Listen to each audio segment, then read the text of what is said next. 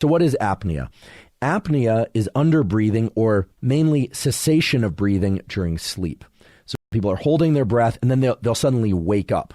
And it's well established that going into deep sleep and getting the proper patterns of slow wave sleep and REM sleep are important for hormone optimization. Breathing itself can be adjusted in the daytime waking hours in ways that can powerfully impact both sleep, reduce incidence of sleep apnea, and also help to optimize various hormones, even just by breathing in particular ways while awake.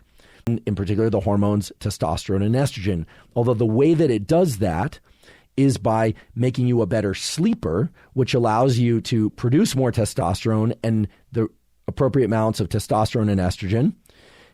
But it does that in part through indirect mechanisms because deep sleep supports the gonads, the ovaries and the testicles, and their turnover of cells and the production of cells. Remember, in the ovary, particular cells and the egg follicles themselves make estrogen, and in the testicle, that the Sertoli cells and the Leydig cells are important for the formation of sperm and for testosterone, respectively.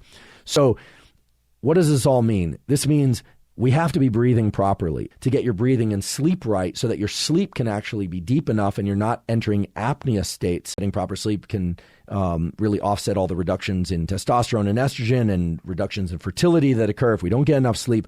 But seldom is it discussed how sleep actually adjusts things like testosterone and estrogen. And it does it by modifying cortisol. The molecule cholesterol can be converted into testosterone or estrogen, but there's a competition whereby the cholesterol will turn into cortisol and not testosterone, or it'll turn into cortisol and not estrogen if stress levels are too high. So the simple version of this is getting your breathing right during the waking hours, meaning primarily, unless you're working out really hard or there's some other reason why you're maybe eating or speaking that you need to be breathing through your mouth, you should be a nose breather. There's really good evidence for that now.